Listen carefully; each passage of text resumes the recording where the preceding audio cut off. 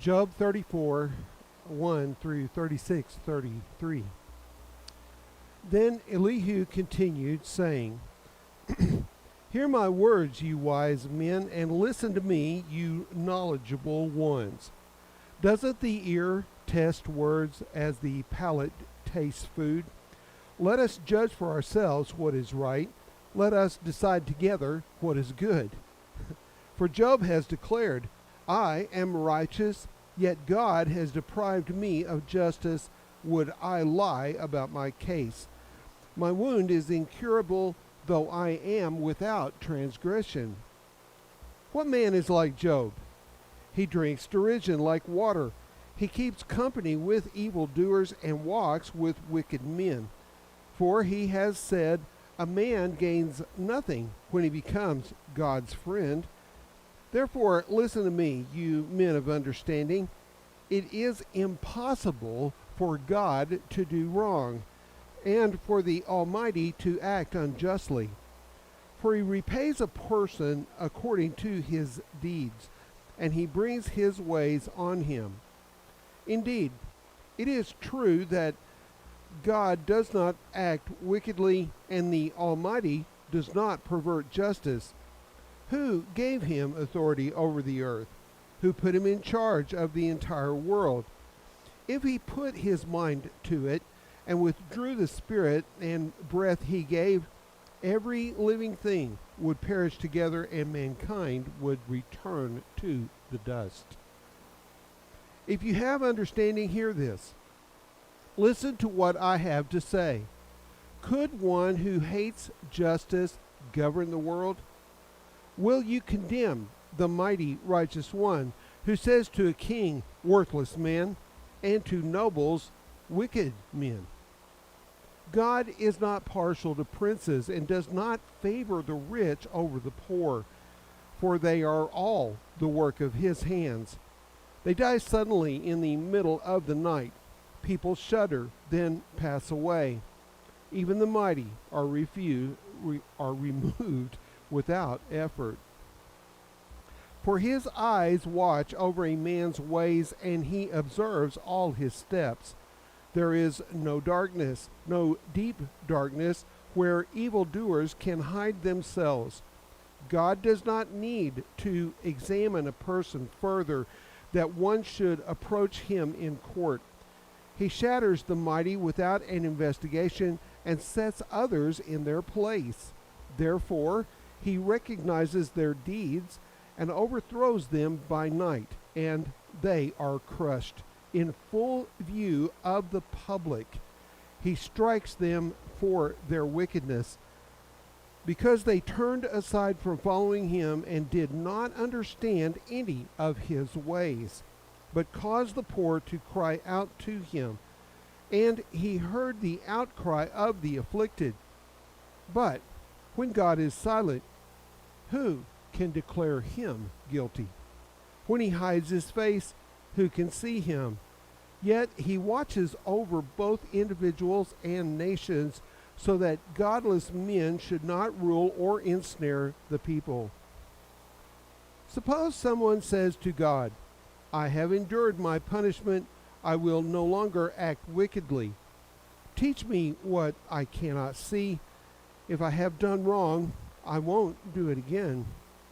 Should God repay you on your terms when you have rejected his? You must choose, not I. So declare what you know. Reasonable men will say to me, along with the wise men who hear me, Job speaks without knowledge. His words are without insight. If only Job were tested to the limit, because his answers are like those of wicked men. For he adds rebellion to his sin. He scornfully claps in our presence while multiplying his words against God.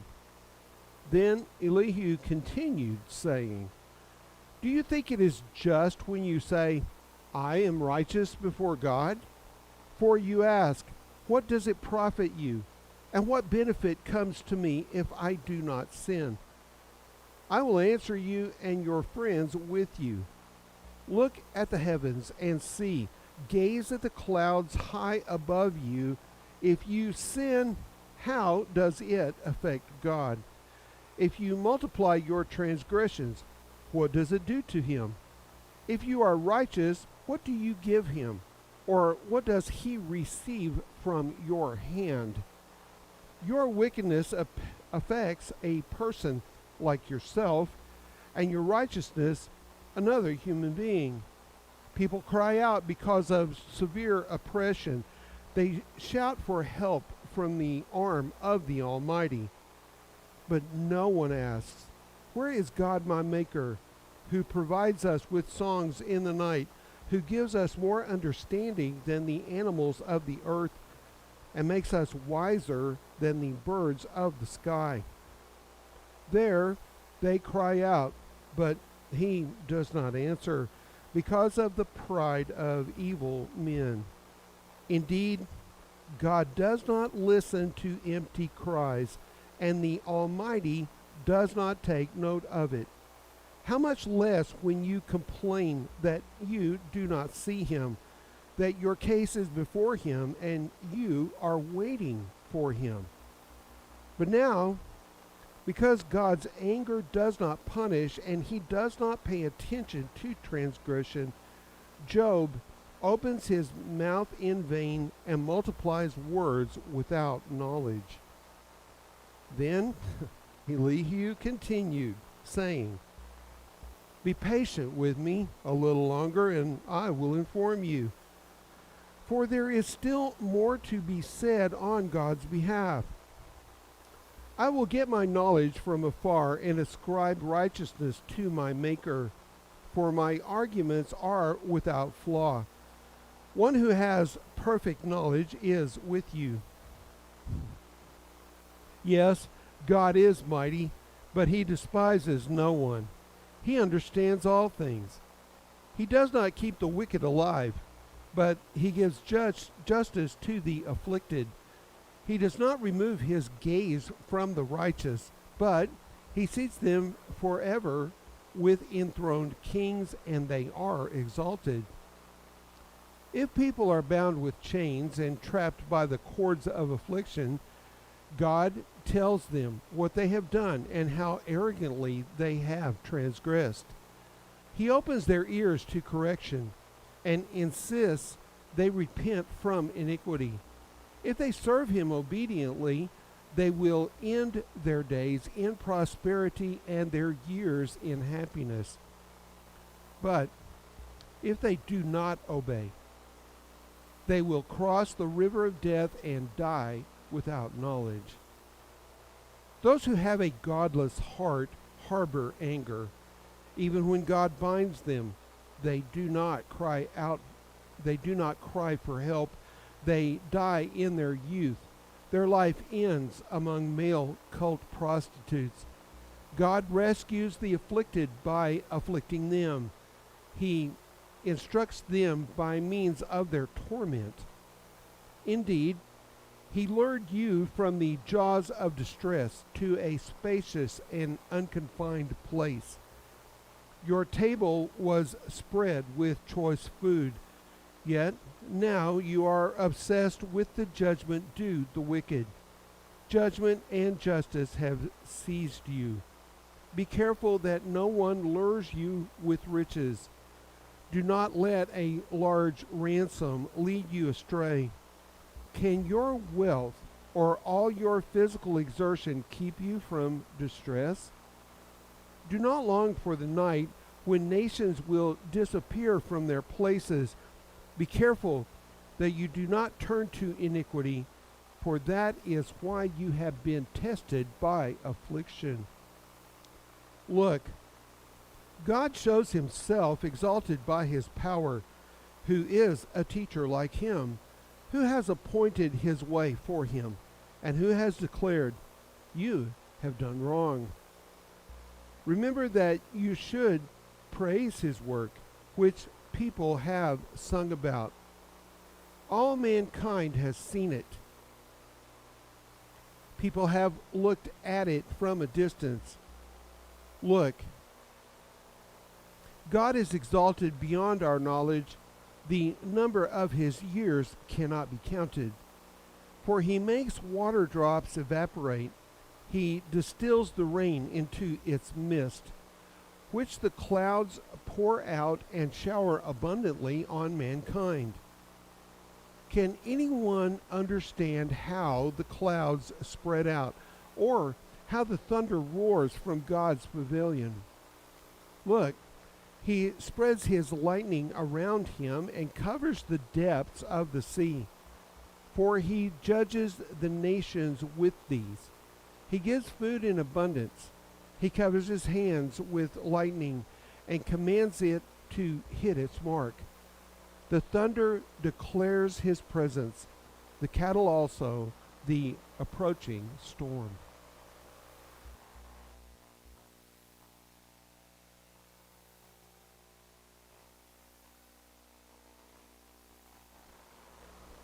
Um, 2 Corinthians 4, 1 through 12. Therefore, since we have this ministry, as we have received mercy, we do not give up. Instead, we have renounced shameful secret things, not walking in deceit or distorting God's message, but in God's sight, we commend ourselves to every person's conscience by an open display of the truth. But if, in fact, our gospel is veiled, it is veiled to those who are perishing.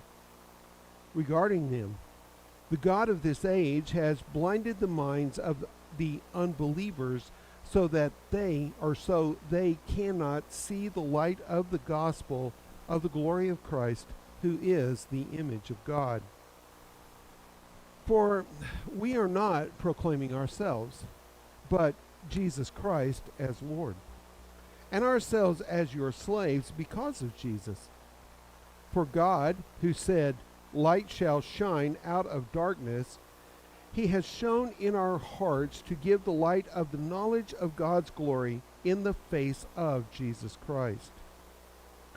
Now, we have this treasure in clay jars, so that this extraordinary power may be from God and not from us. We are pressured in every way, but not crushed. We are perplexed, but not in despair. We are persecuted, but not abandoned. We are struck down, but not destroyed. We always carry the death of Jesus in our body, so that the life of Jesus may also be revealed in our body. For we who live are always given over to death because of Jesus, so that Jesus' life may also be revealed in our mortal flesh. So, death works in us, but life in you. And since we have the same spirit of faith, in accordance to what is written, I believed, therefore I spoke. We also believe, and therefore speak. Okay, so I want